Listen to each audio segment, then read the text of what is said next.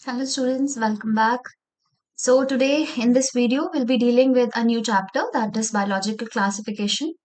We all know that biological classification is a chapter of 11th standard, okay? And it is one of the most important chapter. Why? Because आगे के chapter समझने के लिए ये chapter समझना बहुत important है. आगे के चैप्टर का बेसिकली बेसिस जो है वो इस पूरे चैप्टर में सम अप किया हुआ है, राइट? सो बायोलॉजिकल क्लासिफिकेशन पढ़ने के लिए सबसे इम्पोर्टेंट तो ये है कि हमको ये पढ़ना है कि बायोलॉजिकल क्लासिफिकेशन पहले होता क्या है, देन इसको करने की क्यों जरूरत पड़ी, क्या क्राइटेरिया इसमें है, सब मैं थोड़ा सा आपको सम अप कर देती हूँ चैप्टर स्टार्ट करने से पहले. So biological classification, as its name suggests, that bio, which means living, जो हमारे सब्जेक्ट का ही नाम है bio, right? It means living. Logical classification, that means living organism को क्लासीफाई किया है हमने कुछ लॉजिक के बेसिस पे. यहाँ पे मैंने नीचे लिखा भी है that biological classification is how living things are classified scientifically. Most important, please pay attention to this term. Scientifically classify करना है, लॉजिकली क्लासीफाई करना, इसीलिए इसका नाम पड़ा बायोलॉजिकल क्लासिफिकेशन.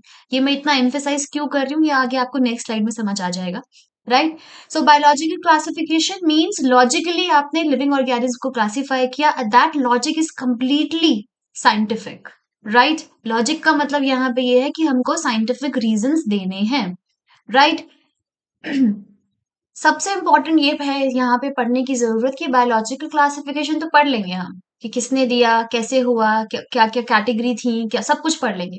लेकिन जरूरत क्यों पड़ी, क्लासिफिकेशन की जरूरत क्यों पड़ी, किस तरह से क्लासिफिकेशन स्टार्ट हुआ, किसने सबसे पहले क्लासिफिकेशन दिया, किसने साइंटिफिकली इसको लिविंग ऑर्गेनिज्म को क्लासिफाई किया, वो पढ़ना इंपॉर्टेंट है. तो फर्स्ट स्लाइड हम चलते हैं. फर्स्ट स्लाइड में देखिए,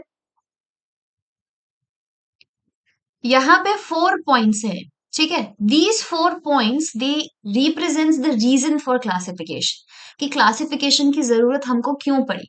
सबसे पहला, since the dawn of classification there has been many attempts to classify living organism.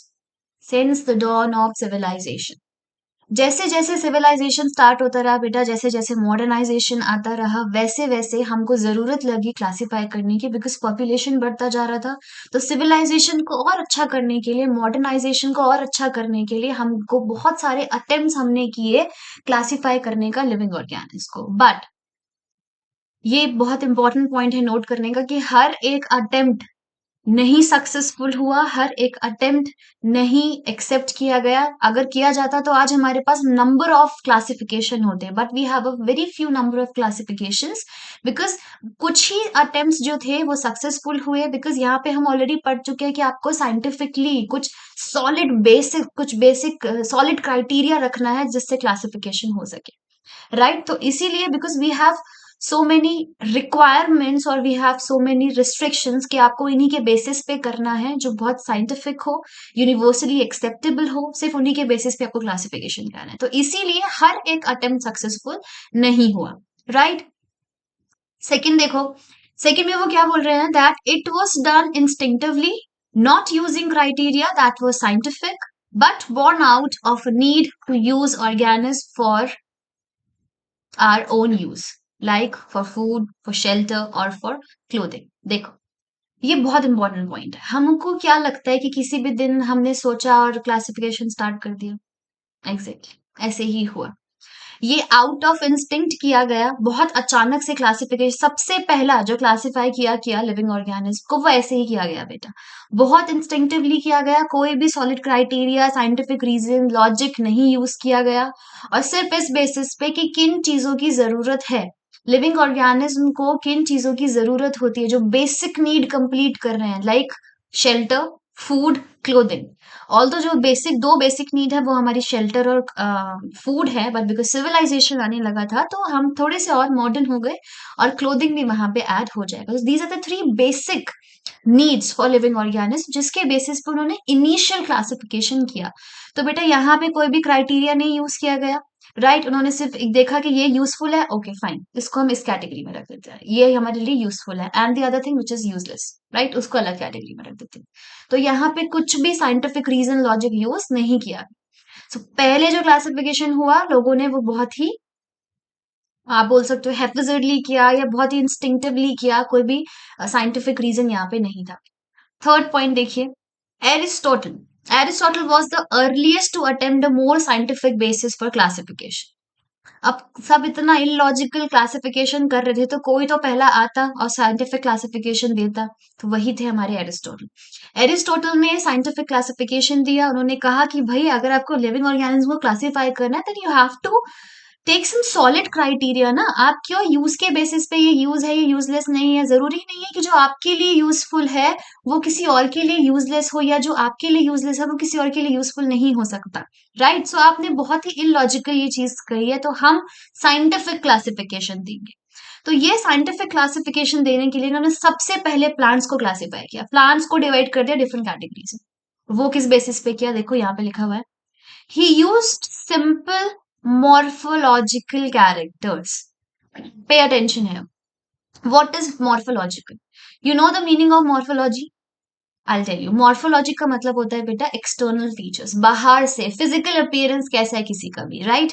So Aristotle ने प्लांट्स को क्लासिफाई किया मॉर्फोलॉजी के बेसिस पे, कि दूर से बाहर से देखने में प्लांट्स किस तरह से दिख रहे हैं, क्या उनका फिजिकल अपीयरेंस है। तो उन्होंने तीन कैटेगरीज में प्लांट्स को डिवाइड कर दिया, that is trees, shrubs and herbs. सो ये आप बहुत height is the main factor जो आप बहुत आराम से एक्सटर्नली देखकर डिफरेंशिएट कर सकते हो कि ये टॉल है, ये शॉर्ट है, ये डॉर्फ है। इसके बेसिस पे उन्होंने प्लांट्स को डिवाइड कर दिया, that taller ones they known as trees, then the other smaller shorter ones shrubs, and then the dwarf ones, जब उनका हाइट बहुत ज्यादा छोटा था, दे आर herbs. तो ये मॉर्फोलॉजी से बाहर से देखने में कुछ भी अनाटॉमी वगैरह कुछ उन्होंने कंसीडर नहीं की, उन्होंने सबसे इजीएस्ट वे लिया, दैट इज मॉर्फोलॉजी के बाहर से देखने से, दूर से देखने से ही एक्सटर्नली प्लांट्स कैसे दिख रहे हैं, राइट। ये तो सिर्फ प्लांट का क्लासिफिकेशन था बेटा। उन्होंने कुछ ऐसे ही साइंटिफिक रीजन से एनिमल्स को भी क्लासिफाई किया। ये है next point, he also divided animals into two groups, right, those which had read blood and those that did not have red blood. इसका मैंने यहाँ पे एक चार्ट बनाया हुआ है। प्लांट्स को तो इन्होंने मॉर्फोलॉजी के बेसिस पे क्लासिफाई किया, लेकिन एनिमल्स को इन्होंने क्लासिफाई किया बेटा on the basis of blood colour, right, जिनका ब्लड का कलर रेड था और वो जिनका ब्लड का कलर रेड नहीं था। So animals with red blood and animals without red blood, right. तो यहाँ पे मैंने एग्जांपल्स भी लिखे हुए हैं, that animals with red blood are like whales, fish, birds, जितने भी विविपेरस ओविपेरस होते हैं वो सब। Animals without red blood are insects, cephalopods और प्लांट एनिमल्स, राइट। ये कुछ ऐसे हैं प्लांट्स होते हैं, कुछ कुछ एनिमल्स ऐसे होते हैं जो जिनके पास रेड ब्लड नहीं होता। तो ये बहुत ही सिंपल था बेटा, याद रखना है ये, this is the extra thing, this is the extra points. ये एग्जांपल्स आपके एनसीईआरटी में नहीं दिए हुए हैं, ये सिर्फ मैंने आपको थोड़ा सा एक्स्ट्रा बताया आउट ऑफ एनसीईआरटी, राइट। कि अरिस्टोटल ने सबसे पहले क्लासिफिकेशन दिया, प्लांट्स को किया मॉर्फोलॉजी के बेसिस पे और एनिमल्स को किया on the basis of presence of red blood, right. चलिए नेक्स्ट चलते हैं। Now we have different types of classification. NCERT में आपके दो तरीके के क्लासिफिकेशन बहुत अच्छे से दिए हुए हैं और वही हमें बहुत अच्छे से डील करना है, that is first classification which is two kingdom classification and the other is five kingdom classification, right. Let's see क्या लिखा है यहाँ पे। Over time, different types of classification came under vision on different bases given by different scientists. ये हम पहले भी पढ़ चुके हैं कि बहुत सारे attempts किए गए थे, तो इसीलिए बहुत सारे classifications आए। With time, जैसे जैसे vision लोगों का बढ़ता गया, अच्छा होता गया, डेवलप होता गया और अच्छे scientific reasons उनको मिलते गए, तो उसके बेसिस पे वो क्लासीफाई करते हैं। तो सबसे पहला क्लासिफिकेशन था टू किंगडम क्लासिफिकेशन।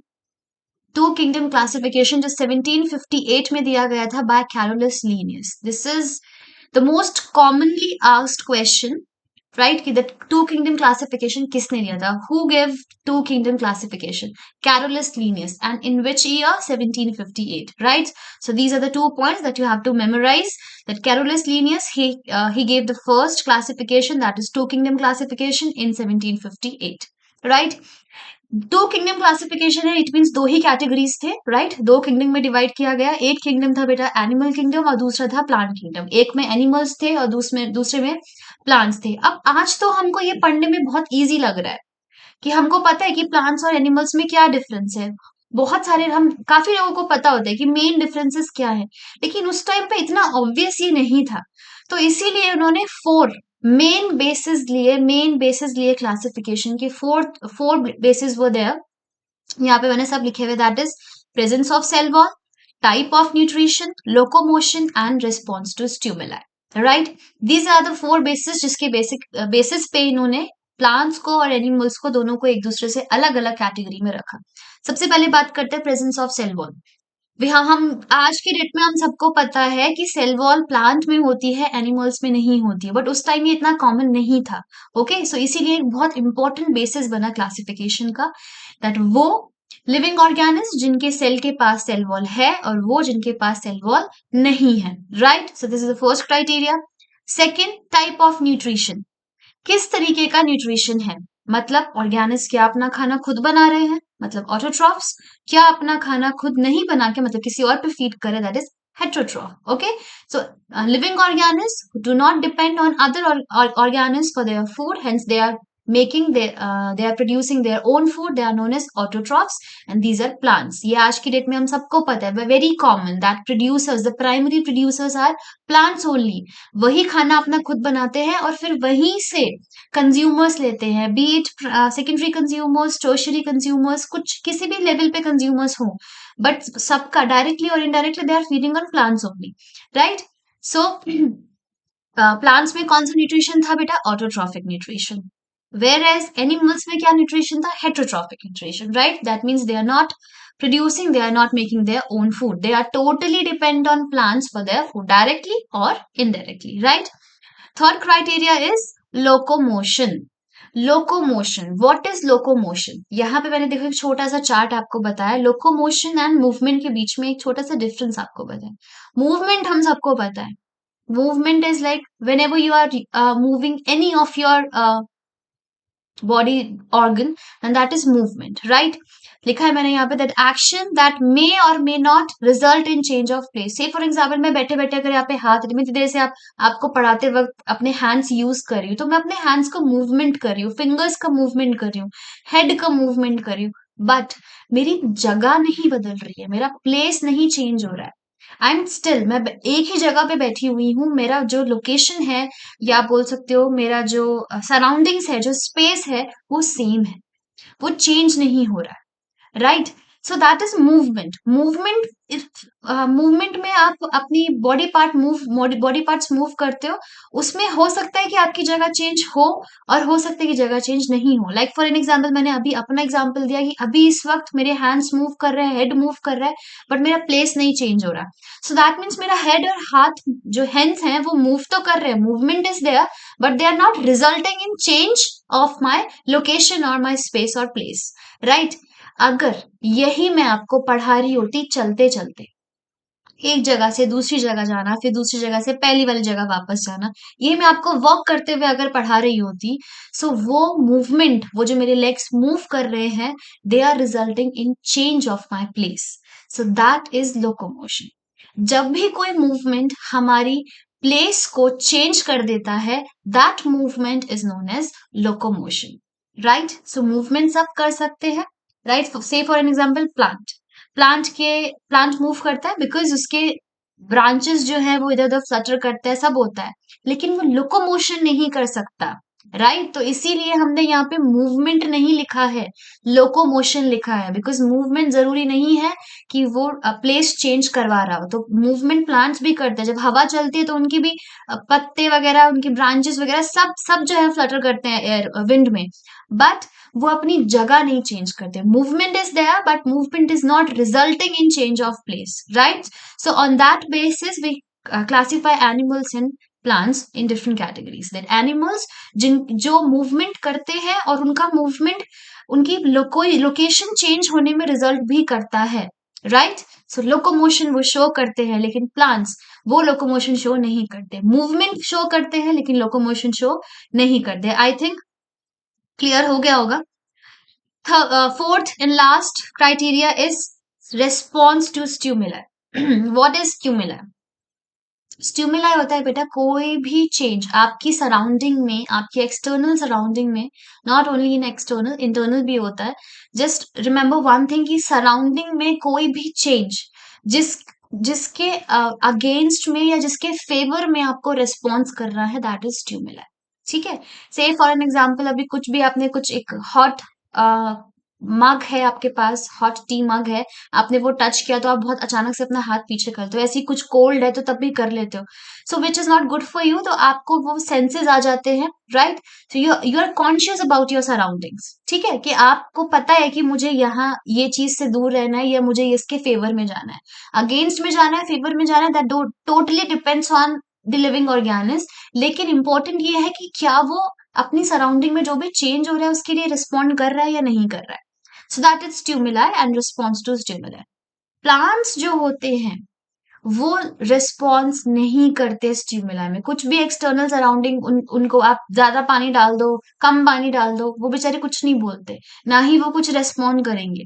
लेकिन एनिमल्स करते हैं, एनिमल्स के अंदर इतना कॉन्शियसनेस है कि वो स्टिमुलाई पे रिस्पॉन्ड कर सकते हैं, right. So these were the four criterias on basic criterias जिसके बेसिस पे सबसे पहले कैरोलिस लीनियस ने टू किंगडम क्लासिफिकेशन दिया, राइट।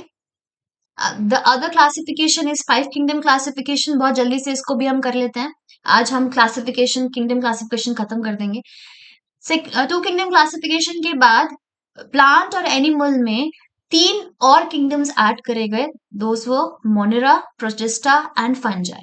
ये दिया था आर एच वेटेकर ने इन 1969। यहाँ पे लिखा हुआ है आर एच वेटेकर ने दिया था इन 1969। ओके, तीन और किंगडम्स इन्होंने ऐड किए थे टू किंगडम क्लासिफिकेशन में, that is Monera, protista and fungi. ये जो बेटा चार्ट मैंने यहाँ पे बनाया हुआ है ना, this figure is of NCERT. ये पूरा एनसीईआरटी का है, तो हमको वैसे भी NCERT he is very important for us. तो हम एनसीईआरटी से ही पढ़ते हैं कि बेसिकली क्या है। ये 5 कैरेक्टर्स है जिनके बेसिस पे क्लासिफिकेशन किया था, and right these are the 5 kingdoms. तो हम एक एक कैरेक्टर उठाएंगे और फिर उसके बारे में पढ़ेंगे। सबसे पहले आ गया सेल टाइप। सेल का टाइप क्या है, किस तरीके का सेल है। बहुत ही आप बोल सकते हो मॉडर्न सेल है या एक प्रिमिटिव सेल है। We all know that the primitive cell is known as prokaryotic cell and the modern cell जिसके पास आप बोल सकते हो मेम्ब्रेन बाउंडेड ऑर्गेनेलीज होते हैं, राइट, वो होते हैं यूकैरियोटिक सेल। तो इसके बेसिस पे सबसे पहले हम देखते हैं। सबसे पहले आता है Monera. Monera Protista, sorry, Monera में प्रोकैरियोटिक सेल होता है। It means they have primitive type of cell. इनके पास अपने सेल में bounded, membrane bounded cell organelles नहीं होते। प्रोटिस्टा में यूकैरियोटिक, यूकैरियोटिक फंजाई में भी, प्लांट में भी यूकैरियोटिक एंड एनिमल में भी pro eukaryotic. Only Monera is the one phylum जिसमें प्रोकैरियोटिक सेल लिखेगा। बाकी जितने भी 4 किंगडम्स आपके बचते हैं उन सब में यूकैरियोटिक सेल आएगा। Next is cell wall. Cell wall present है या एब्सेंट है, प्लस अगर प्रेजेंट है तो किस चीज की बनी हुई है, राइट। सो यहाँ पे मैं बता देती हूँ आपको कि सबसे पहले से एनिमल्स में तो होती नहीं है, ये तो हम पहले भी पढ़ चुके हैं टू किंगडम क्लासिफिकेशन में, राइट। इनके पास तो सेल वॉल नहीं होती है। इनके पास, सबके पास सेल वॉल होती है, लेकिन किससे बनी हुई होती है, दैट इज मोर इम्पोर्टेंट। और इस पूरे चार्ट से बेटा बहुत अच्छे क्वेश्चंस बन सकते हैं, राइट। सबसे पहले आता है मोनेरा पे। मोनेरा में जो सेल वॉल होती है वो नॉन सेल्यूलोजिक होती है, मतलब सेल्यूलोजिक नहीं होती, सेल्यूलोज की बनी हुई नहीं होती है। ये पॉलीसेक्राइड्स और अमीनो एसिड्स की बनी हुई होती है, सेल्यूलोज की बनी हुई नहीं होती है, right. Again non cellulosic cell wall होती है, पॉलीसेक्राइड्स और अमीनो एसिड से बनती है, राइट। प्रोटिस्टा में सब में नहीं होती, कुछ में होती है, कुछ में नहीं होती, राइट। फंजाई में होती है और काइटिन की बनी होती है। डन। प्लांट में हम पढ़ चुके हैं होती है और सेल्यूलोजिक होती है, मतलब सेल्यूलोज से बनी होती है, which is the hardest organic substance, right, hardest organic substance. चलिए next is nuclear membrane. Nuclear membrane होता है या नहीं होता है, ये बस प्रेजेंट एब्सेंट आपको देखना है। न्यूक्लियर मैम्ब्रेन सब में होता है, सिर्फ मोनेरा में नहीं होता बेटा, क्योंकि मोनेरा प्रोकैरियोटिक सेल है। प्रोकैरियोटिक सेल में मैंने कहा कि आपके पास मेम्ब्रेन बाउंडेड सेल ऑर्गेनेलीज नहीं होंगे, तो जितने भी सेल ऑर्गेनेली है, चाहे वो न्यूक्लियस हो या कुछ भी हो, उनके चारों तरफ मेम्ब्रेन नहीं होती है, राइट। तो ऐसे ही प्रोकैरियोटिक सेल में न्यूक्लियर मेम्ब्रेन नहीं होते। तो ये आप कनेक्ट कर सकते हो कि जिस भी किंगडम में प्रोकैरियोटिक टाइप ऑफ सेल आएगा, वो वहां पे न्यूक्लियर मेम्ब्रेन देखने के लिए नहीं मिलेगी, राइट। सो यहाँ से बहुत क्लियर हो जाता है कि सिर्फ मोनेरा में एब्सेंट होगी, बाकी सब में प्रेजेंट होगी, right. Other is body organization. Next हमारे पास क्राइटेरिया है body organization, that means arrangement of cell कैसा है, ठीक है, सिंपलर है, थोड़ा कॉम्प्लेक्स है, कैसा है, राइट। मोनेरा में सेल्यूलर है, सिर्फ सेल एग्रीगेशन है, सेल्स जो है वो अरेंज्ड है। Same goes for protista, right, unicellulars आपको दिखेंगे।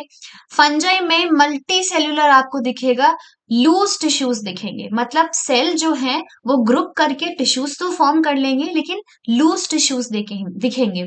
सिंपलर अरेंजमेंट ऑफ सेल्स आपको दिखेगा, right. Next we have plant है। प्लांट किंगडम में हमको पढ़ा ये टिश्यू होता है, ऑर्गन लेवल भी होता है, दैट मीन्स सेल्स अरेंज हो जाएंगे टिश्यू लेवल पे भी और ऑर्गन लेवल पे भी अरेंज हो जाएंगे। एनिमल्स तो हमको पता ही है, यहाँ पे सब दिखेंगे। कुछ यहाँ पे एनिमल्स में हम देखेंगे कि टिश्यू लेवल पे होता है, कुछ हम देखेंगे ऑर्गन लेवल पे होता है, कुछ ऑर्गन सिस्टम लेवल पे होता है, जैसे कि हम humans, right, the most complex animals, right, जिनके पास क्लासिफिकेशन कैसा है, बॉडी ऑर्गेनाइजेशन कैसा है, sorry, organ system level of organization, right. Last is mode of nutrition. कैसे भूल सकते हैं हम न्यूट्रिशन को, राइट। सो यहाँ पे आप देखो आपके पास ऑटोट्रॉफिक न्यूट्रिशन है, दो, दो नहीं तीन, ठीक। पहले देखते हैं ऑटोट्रॉफिक न्यूट्रिशन, मतलब अपना खाना खुद बनाना, ठीक है। तो हम मोनेरा देखते हैं। मोनेरा जो होता है बेटा, कीमोसिंथेटिक और फोटोसिंथेटिक दोनों होते हैं। कुछ हेट्रोट्रॉफिक भी होते हैं यहाँ पे, जैसे कि सेप्रोफाइटिक और पैरासिटिक, राइट। सो मोनेरा आपको मिक्स्ड, आपको मोड ऑफ न्यूट्रिशन दिखेगा। कुछ ऑटोट्रॉफिक दिखेंगे, ऑटोट्रॉफिक में भी कुछ कीमोसिंथेटिक, कुछ फोटोसिंथेटिक दिखेंगे, राइट। हेट्रोट्रॉफिक भी दिख सकते हैं, जिससे कि सेप्रोफिटिक न्यूट्रिशन भी दिख सकते, सेप्रोफिटिक मोड ऑफ न्यूट्रिशन भी दिखेगा, और पैरासिटिक मोड, राइट।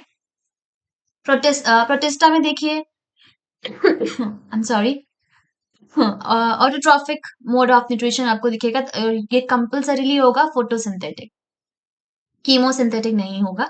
लेकिन यस, कुछ आपको हेट्रोट्रॉफिक भी यहाँ पे दिखेंगे, तो यहाँ पे भी मिक्स्ड मोड ऑफ न्यूट्रिशन है। फंजाई में कंपल्सरीली हेट्रोट्रॉफिक न्यूट्रिशन दिखेगा, ऑटोट्रॉफिक नहीं होता, ये अपना खाना खुद नहीं बनाते। प्लांट्स कंपल्सरीली ऑटोट्रॉफिक होंगे एंड फोटोसिंथेटिक, मतलब जो फोटोसिंथेसिस करेंगे वो लाइट की प्रेजेंस में करेंगे, केमिकल्स की प्रेजेंस में नहीं करेंगे, ठीक है। तो कीमोसिंथेटिक नहीं होते। Then we have last kingdom, that is Animalia. We all know हम सब हेट्रोट्रॉफिक है, हम डायरेक्टली और इनडायरेक्टली प्लांट्स पे या प्राइमरी कंज्यूमर्स पे डिपेंड करते हैं अपने खाने के लिए, राइट। होलोजोइक भी होते हैं। होलोजोइक मतलब कि पूरा का पूरा, जैसे हम हैं ह्यूमंस, कि आप पहले इंजेशन करेंगे फिर उसके बाद डाइजेशन होगा। एंड देन सेप्रोफिटिक, डेट और डिकेइंग पे करते हैं, जो पहले डाइजेशन होगा फिर इंजेशन होगा, right.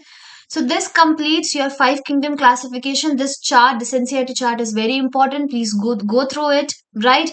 And we'll come with the other topic in next video. Thank you.